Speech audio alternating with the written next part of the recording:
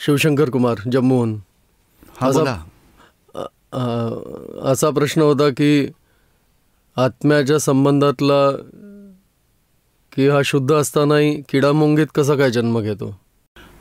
आत्मा तर आतून शुद्ध आहेच. जसा 1000 वोल्टचा बल्ब असतो, त्यावर कापड, त्यावर जर कापड तिसऱ्यांदा कापड बरीच कापडं टाकत राहिलो तर त्यातून उजेड किरण बाहेर येईल. हां, तसंच यावर आवरण आहे. आत्मा कंप्लीट आवरण असलेला आत्मा आहे. संसाराच्या सुरुवातीपासून एकेंद्रिय जीव, नंतर आवरण तुटत जातात आणि 2 इंद्रियात येतात, 3 इंद्रियात येतो. आवरणातला जीव आहेच आहे. एक आत्मा मोक्षास जातो.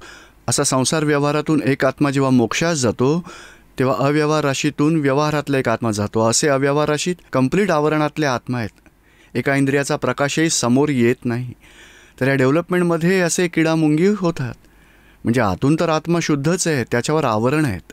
आवरण तुटत जात जात करत करत करत मनुष्यापर्यंत डेव्हलप होत असतो. मनुष्यात थोडी बुद्धी डेव्हलप होते तेव्हा तो अहंकार बुद्धीकडून चुकीची कर्म बांधतो, 4 गतींमध्ये फिरतो. आणि जेव्हा त्याला अनुभवानी सर्व प्रकारचे येतात की संसारात कोणत्या विनाशी गोष्टींमध्ये सुख नाही, आत्म्यातच खरं सुख आहे, जेव्हा त्याला अशी समज येते आणि आत्मज्ञानी भेटतात, आत्मज्ञान प्राप्त करून घेतो, नंतर मग नवीन आवरणं येणं बंद होऊन जातात. जुन्या आवरणांचा ती आवरणं समभावाने निपटून टाकली तर मोक्षगती प्राप्त होते. बोला. ज्ञानाचा अनुभव कोणाला येतो? स्वतःलाच येतो ना. स्वतःकडे जेव्हा ज्ञान नव्हतं तेव्हा अज्ञान होतं. अज्ञानतेने आपण काय म्हणायचो, मीच राजनायक आहे. आता ज्ञान मिळाल्यावरती तुम्हाला जागृती येते की ओ, राजनायक तर शरीराचं स्वरूप आहे, मी तर आत्मा आहे. म्हणजे स्वतःलाच ज्ञान होतं, आत्म्याला ज्ञान नाही होत. अज्ञानतेने अहंकार उभा ठाकला आहे आणि स्वतःची ती अज्ञानता आहे म्हणून अहंकार, बुद्धी, राग, द्वेष, मोह सगळे उभे राहत आहेत. स्वतःला ज्ञान मिळालं की मी स्वतः कोण आहे, माझं स्वरूप काय, आत्मा अविनाशी माझं स्वरूप आहे, असं स्वतःला ज्ञान मिळालं की आनंद. मग आनंद अज्ञानतेमुळे दुःख सुख भोगत असतो, ज्ञानाने आनंदी आनंदच भोगतो. समजलं का आता? हो. जय सच्चिदानंद. जय सच्चिदानंद. ते आत्मज्ञान त्यालाच समकिती जीव म्हटलं जातं. आत्म्याची अज्ञानता असते तोपर्यंत त्याला मिथ्यात्व म्हटलं जातं, पण आत्म्याचं ज्ञान झालं की त्याला समकिती म्हटलं जातं. मनुष्याच्या जीवनात सारे कार्य निश्चित असते, तर मग सुख आणि दुःखाची जाणीव कशी काय होते? निश्चित असं काय आहे की ते पूर्वजन्माच्या फळाच्या आधाराने निश्चित होतं एकाच जन्मासाठी. पण त्याला तर माहीतच नसतंय. तो स्वतःच म्हणतो मीच करताय, मीच जॉब केला, मीच कमावलं, आता मी बिझनेस करतोय, मी लग्न केलं आहे, माझ्या मुलांचा मी जन्मदाता आहे, सगळं मीच केलं आहे मानतो. आणि मीच केलं आहे मानल्यामुळेच चांगलं झालं तर खुश होतो, बिघडून गेलं तर मग दुःखी होतो. तर हे असं होतं पूर्वकर्माच्या आधाराने, पण त्याला माहीत नाही, अज्ञानतेमुळेच आहे. त्याला वाटतं की मी काम बिघडवलं, मला खूप दुःख होतं, आता मी चांगलं केलं, मला आनंद होतोय. म्हणजे सुखदुःख भोगण्याचं कारण कर्ता भाव आहे. मनुष्याच्या जीवनात पश्चात कोणत्या जागी त्याचे पुन्हा आणि कशा प्रकारे निर्धारण करून त्याच्या कर्माचे मूल्यांकन होऊ शकते? ॲक्च्युली मनुष्य जन्मातच कर्म बांधू शकतो. आणि कर्म म्हणजे कर्म बांधल्यावर 4 गतींमध्ये जाऊन भोगावं लागतं. नरकगती, जनावरगती, देवगती आणि मनुष्यगती. आणि कर्म बांधण्याच्या दुसऱ्या ठिकाणी काही चान्सच नाही. इथेच अज्ञानतेने बांधतो. वाईट कर्म केली तर जनावरात जाईल, भयंकर कर्म, अनर्थ, क्रूर कर्म केली तर तो नरकात जाईल. सेवा, परोपकार, दान केलं तर मनुष्यात येईल, आणि परोपकारात सारं जीवन व्यतीत केलं तर देवगतीत जाईल. मनुष्यातच कर्म बांधतात आणि कर्मापासून मुक्तीसुद्धा मनुष्य देहातूनच शक्य असतं. समजतंय का तुम्हाला आता? जय सच्चिदानंद. जय सच्चिदानंद. दीपकभाई, शांतनु दास गुप्ता. बोला. दीपकभाई, स्थूल कर्माचे फळ या जन्मात आणि सूक्ष्म कर्मांचे फळ पुढच्या जन्मात फळ मिळत असते. असे का आणि कसे का होते हे जरा सांगावे ना. स्थूल म्हणजे पंचेंद्रियातून जेवढंही अनुभवास येतं ते स्थूल कर्म आहे. एखाद्या माणसाने चोरी केली तर लोक त्याला पकडून मारतात, म्हणजे स्थूल कर्माचं फळ स्थूल आलं. त्या चोरीच्या वेळी, मग त्या मार खाण्याच्या वेळी त्याला वाटतं की मी खूप चुकीचं केलं, नव्हतं करायला पाहिजे. तो सूक्ष्म भाव आहे, ते सूक्ष्म कर्म आहे. त्याचं फळ दुसऱ्या जन्मात त्याची चोरी थोडी कमी होईल, सुटून जाईल तो. म्हणजे जो भाव आहे तो सूक्ष्म आहे आणि क्रिया आहे ती स्थूल आहे. त्यामुळे स्थूलाचं फळ स्थूल येतं आणि भावनेचं फळ दुसऱ्या जन्मामध्ये येतं. भाव म्हणजे मनातला भाव. मनाच्याही पुढचा आहे अहंकाराचा भाव. मन सांगेल पण सूक्ष्म त्याच्याही पुढचं आहे. मनाच्याही सूक्ष्मात आहे अहंकार. अहंकाराची भावना आहे की मला कशातून जास्त सुख मिळेल, पण चोरी करून तर मला दुःख मिळतं आहे, आता चोरी नाही करायला पाहिजे, मी सारं जीवन चांगली नोकरी धंदा करून जीवन जगेन, ही चोरी वाईट आहे असा त्याला अनुभव येतो. तेव्हा त्याचा भाव अहंकाराचा भाव बिघडतो, बदलून जातो. अहंकार अशी भावना करतो की नाही आता चोरी नाही करायची, नोकरी धंदा करून जीवन जगायचं. तेव्हा दुसऱ्या जन्मात त्याच्यात बदल होतो. म्हणजे दीपकभाई, नवे कर्म बांधणे आणि जुने कर्म डिस्चार्ज करणे ही प्रोसेस कशी असते? नवं कर्म बांधणं ते आपल्या हातात आहे, पण कर्माचं फळ देण्यासाठी संयोग जुळल्यावर कर्माचं फळ मिळतं. जसं आपण मुगाचा दाणा जमिनीत पेरला, त्यानंतर आपण काहीच नाही करायचं. जमीन आहे, पाणी आहे, खत आहे, प्रकाश आहे, ऊब आहे, त्यामुळे उगवेल आणि मुगाचे दाणे येतील त्याला. म्हणजे या बीजापासून फळापर्यंतची प्रोसेस दुसऱ्या संयोगांवर आधारित आहे. पण आपण अज्ञानतेने बीज पेरतो आणि निसर्गात संयोग जुळून फळं मिळत राहतात. समजत्या का आता? तेव्हा आपण फळाच्या वेळी समताभाव ठेवायचा. आपण फळ भोगताना रागद्वेष करत राहतो. म्हणजे चांगलं झालं आनंद वाटतो, बिघडलं तर दुःखी होतो. तसं दुःखी होणं आनंद मानणं तिथेच रागद्वेष आहे. तिथे नवी बीजं अज्ञानतेने पेरत राहतो. समजताय का तुम्हाला? हो. जय सच्चिदानंद. हां बरोबर. मोक्ष बोला. काय आहे आणि मृत्यूच्या नंतर काय होतं? मोक्ष म्हणजे काय आहे की समस्त दुःखांपासून मुक्ती, त्याचंच नाव मोक्ष. बघा, तुम्हाला दुःख पसंत आहे का सुख पसंत आहे? सुख. आणि टेम्पररी सुख हवं आहे का परमनंट सुख हवं आहे? परमनंट. त्या परमनंट सुखाचं नाव आहे मोक्ष. हां.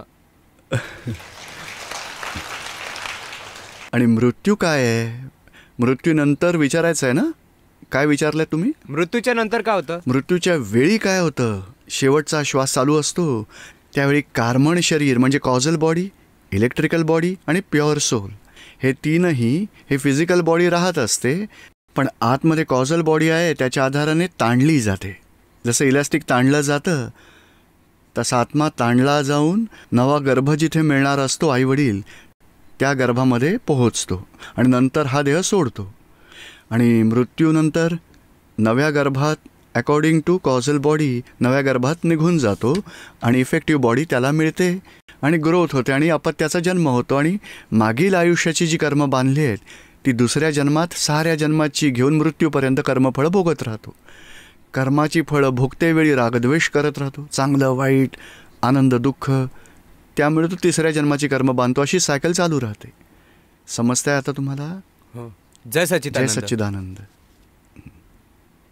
माझा प्रश्न आहे प्रकृती आणि पुरुषाविषयी. प्रकृती आणि पुरुषाच्या मध्येच भेद, अंतर काय? हां, प्रकृती या पंचेंद्रियांमुळे जेवढं अनुभवास येतं ती सारी प्रकृती आहे. ती फळ देत राहते. आपण अज्ञानतेने मानतो की मी केलं आहे, त्यामुळे दुसऱ्या जन्मासाठी नैसर्गिकपणे बांधतो. पण स्वतः कोण आहे जाणून घेतलं तर प्रकृतीच्या बंधनातून सुटून स्वतः पौरुषत्व दाखवतो आणि पुरुष त्यानंतर पुरुषार्थ दाखवून मोक्षाला निघून जातो. ही प्रकृती म्हणजे क्रोध, मान, माया, लोभ, त्याला कारण प्रकृती म्हणतात. हे खाणं पिणं, विचार, वाणी, वर्तन सारं डिस्चार्ज प्रकृती आहे. आणि स्वतः आत्मा असण्याचा अनुभव नसेल तोपर्यंत प्रकृतीमय राहतो. पण स्वयंचं भान झालं, अंतरात्म दशेत आला की तेव्हापासून पुरुष म्हणतात. ती मूढात्मा दशा आहे, जीवात्मा असतो तोपर्यंत प्रकृतीमय राहतो. आणि अविनाशीचं भान आलं तर मी शुद्धात्मा आहे तेव्हा पुरुष बनतो आणि पुरुषाचा पुरुषार्थ करतो मोक्षाला जाण्यासाठी. नाहीतर अज्ञानतेने प्रकृतीमय राहतो आणि रागद्वेष करून नवी बीजं पेरत राहतो, दुसऱ्या भावाच्या कर्मांचा हिशोब बांधत राहतो.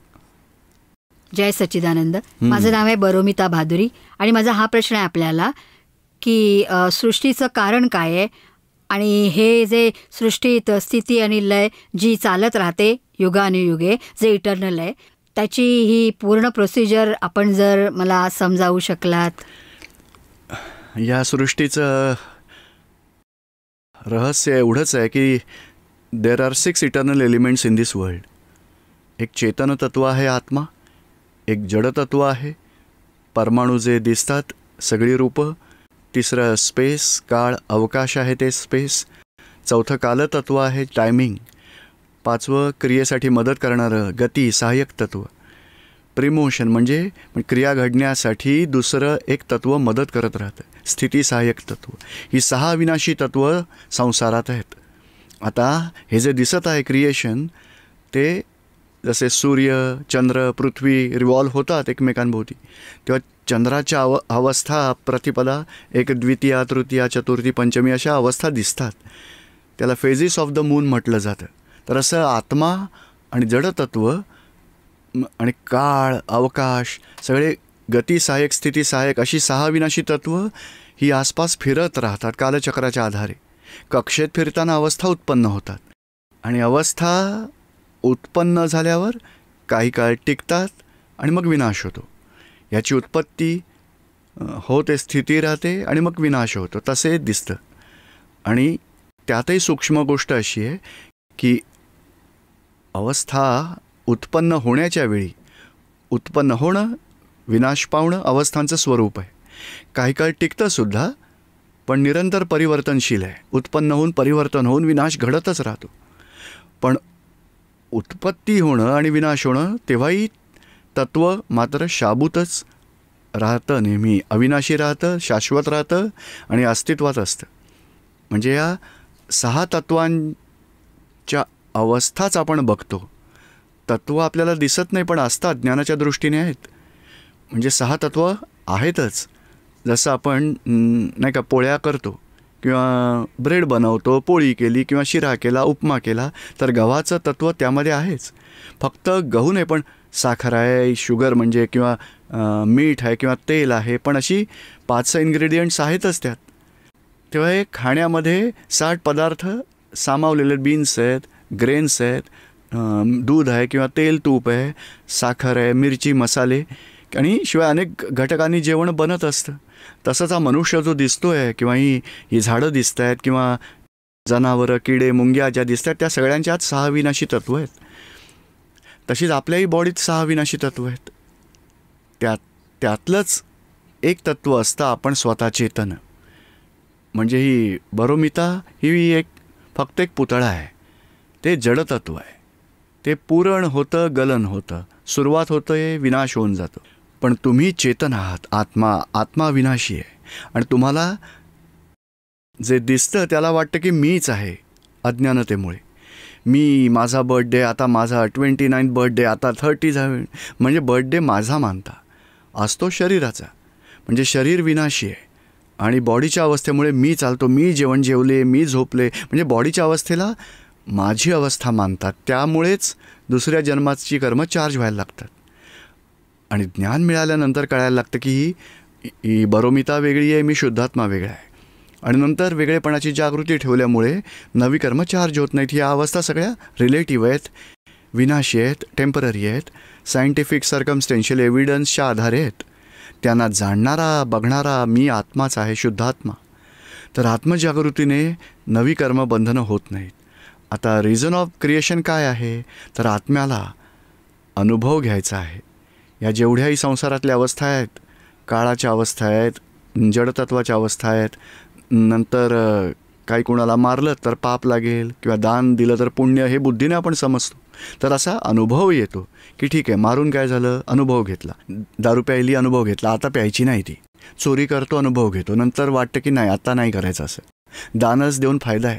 तर असा अनुभव घेत घेत घेत अनंत प्रकारचे संसारात अनुभव घेत राहतो. अनुभव घेऊन सर्वांशी तो अनुभवी झाला की त्याला केवल ज्ञान म्हणतात. आणि मग सर्व प्रकारचे अनुभव, आधी पौद्गलिक अनुभव, भौतिक अनुभव घेतो, भौतिक सुखांचा, आणि नंतर आत्मिक सुखाचा अनुभव, धार्मिकतेचा अनुभव घेतो, नंतर आध्यात्मिक घेतो. आत्म्याचा अनुभव झाल्यावर सर्वांश होतो, स्पष्ट वेदन, नंतर मग केवल ज्ञान होतं. तोपर्यंत डेव्हलप होत होत होत होत डेव्हलप होऊन मग नंतर मोक्षगतीस निघून जातो. म्हणजे अनुभव घेणं संसारात हे डेव्हलपमेंटच्या क्रिएशनचं रिझन आहे. जसं मुलांना शाळेत अभ्यास असतो ना, प्ले ग्रुपमध्ये 1st स्टँडर्ड, 2nd, PhD पर्यंत डेव्हलप झाला की नंतर तो पुढे त्याचा बिझनेस करतो, काही इतर करतो. तसं या मनुष्याचं 1st स्टँडर्ड प्ले ग्रुपपासून PhD पर्यंत असतं. असं एकेंद्रियापासून आत्मा डेव्हलप होत होत केवल ज्ञानीपर्यंत जातो. अशी डेव्हलपमेंट वाढताना त्यावरचं आवरण तुटतं. सगळी आवरणं तुटून गेली की केवळ ज्ञान म्हणतात आणि नंतर मोक्षगती मिळते.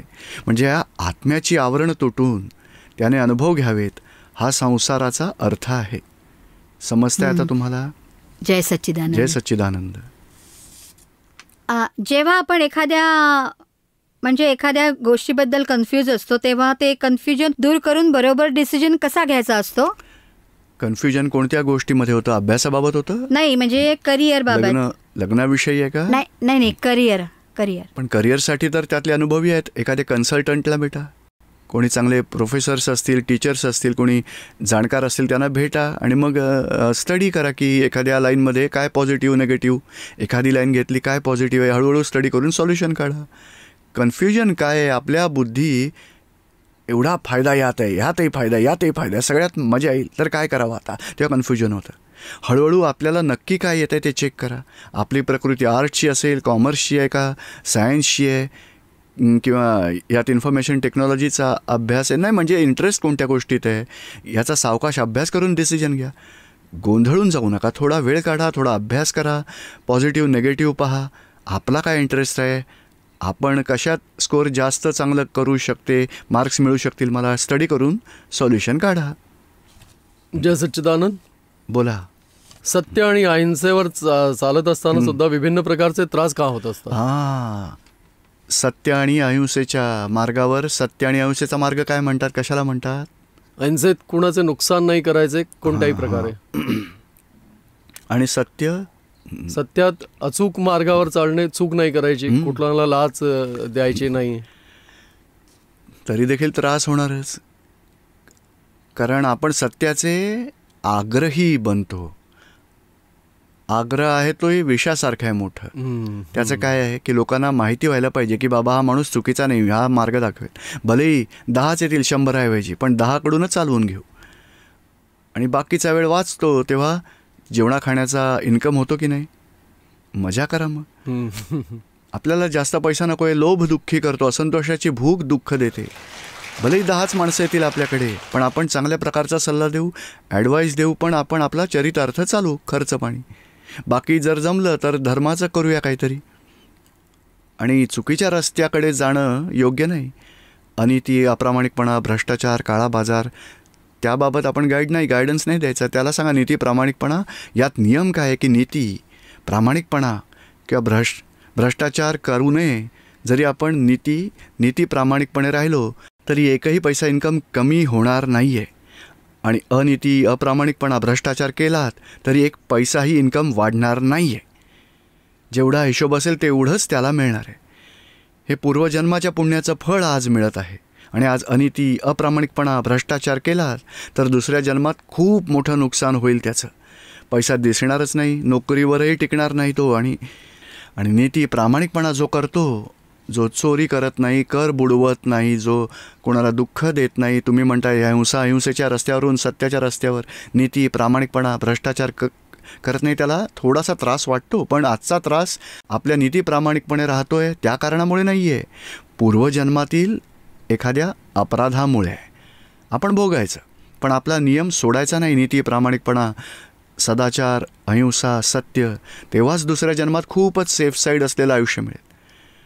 आणि तुम्हाला तर सत्संगाची लिंक मिळाली आहे, म्हणजे आत्मधर्माची लिंक मिळाली आहे तुम्हाला. तुमचं खूप मोठं पुण्य त्यामध्ये आहे, आत्मज्ञानाच्या प्राप्तीमध्ये. संसारात कमी असेल तरी चालेल, पण महाभाग्यशाली, कोटी जन्मांची पुण्य जागृत होते तेव्हा आत्म्याचं ज्ञान प्राप्त होत असतं. आपण भाग्यशाली आहात मोठे. तर हा आत्मज्ञानाचा रस्ता पूर्ण करा आता. आणि संसारातील बाय प्रोडक्शन जे आहे ते आपोआप खाणं पिणं राहणं सगळं मिळेलच मिळेल. बघा, मनुष्याशिवाय दुनियेतल्या कोणत्याही इतर जीवांमध्ये, म्हणजे वृक्ष असतील, जनावरं असतील, चिमण्या असतील किंवा दुसऱ्या देवगती, नरकगती, कशातही कोणालाही पैसे कमावण्यासाठी विचार करावा नाही लागत. हे श्वान असतं ते पैसे कमावण्याचा विचार कधी नाही करत, चिमणी पाखरही. एक मनुष्यच बुद्धिवान आहे, सारा दिवस पैसे पैसे पैसे. त्याला कळत नाही जेवढा पैशांचा विचार करतो त्याला अर्थध्यान म्हटलं जातं. आणि दुसऱ्याचा पैसा मला मिळावा त्याला रौद्र ध्यान म्हटलं जातं. आणि अर्थध्यान, रौद्र ध्यानामुळे लक्ष्मी कधी वाढणारच नाही, कमीच होईल ती. धर्मध्यानामुळे लक्ष्मी वाढते. कुणाला दुःख देऊ नये, कुणाचं नुकसान करू नये, कुणाची हिंसा करू नये. दान करा, कुणालाही मदत करा. धर्मध्यानामुळे लक्ष्मी वाढते. आणि लोभाला माहीत नाही धर्मध्यानातला धर्मही माहिती नाही आहे, धर्मध्यानही माहीत नाही. पण सारा दिवस पैशाचा विचार करत करत 2 पायांऐवजी पुढच्या जन्मात 4 पायांच्या मध्ये निघून जाईल. जय सच्चिदानंद. आता त्रास नाही आहे ना तुम्हाला राजकिशोरजी? हां, त्रास करून घेऊ नका. दुःखी होण्यासारखं काही नाही आहे. तुम्ही भाग्यशाली आहात. किती संस्कारी, कित्येक जन्मांपासून संस्कार घेऊन आला आहेत. त्या संस्कारात राहावं असंच आहे. लोभामुळे दुसऱ्यांकडून भ्रष्टाचार वा दुराचार किंवा अप्रामाणिकपणा, अनिती हे आपण शिकायचं नाहीच आहे. कोणी सुखी होणार नाही आहे त्या मार्गावर. कळलं का तुम्हाला? कसं जीवन जगायचे याचे उत्तर दुनियेत खूप मोठं मिळतं. याचं उत्तर दुनियेत ज्या कोणालाही विचारू पण खूप मोठे उत्तर मिळते. आणि शिवाय समाधानकारकही नसते. आणि आम्ही जसं जगतो आहोत त्यातही आम्हाला समाधानही नाही. तेव्हा मी टी व्हीमध्ये आपला प्रोग्राम बघत असतो, खूप चांगलं वाटतं. तर माझा प्रश्न असा आहे की शॉर्टकटमध्ये कसे 100% प्युअर जीवन जगू शकतो? 2 गोष्टी ध्यानात ठेवा. एक तर आत्मज्ञान प्राप्त करायचं आहे. जर आत्मज्ञान नसेल मिळत तर आत्मज्ञानींना शोधायचं की बाबा कोणी आत्मज्ञान देणारं जर इथं आला आहात तर इथे तुम्हाला आत्मज्ञान मिळणार आहे. आणि दुसरी गोष्ट, आपल्या मन वचन कायेने कोणाला दुःख होऊ नये असं जीवन जगा. कोणाला दुःख देऊ नये आपल्या वाणीमुळे व आपल्या व्यवहारामुळे, आपल्या विचारामुळे. कोणाला दुःख द्यायचं नाही. दुःख क्रोधाने किंवा मोहाने किंवा मानाने किंवा लोभाने वा मोहाने किंवा विकाराने कोणालाही दुःख नाही पोचवायचं. आणि कोणाला दुःख झालंच आपल्या अनिच्छेनं, इच्छेविरुद्ध, तर मनापासून पश्चाताप करा की म्हणजे ज्या कोणाला भगवंताला मानता, हे भगवान माझ्याकडून अशा प्रकारे वाणीने दुःख दिलं गेलं आहे. बायको असेल किंवा मुलं असतील, मित्र किंवा ऑफिसमधील कोणालाही दुःख दिलं गेलं तर मनापासून पश्चाताप करा. आणि भावना ठेवा की हे भगवान मला अशी शक्ती द्या, कोणालाही मन वचन कायने दुःख देणार नाही. आणखी काही हवं आहे का? पुरेल एवढं? नाही, खूप झालं. जय सच्चिदानंद.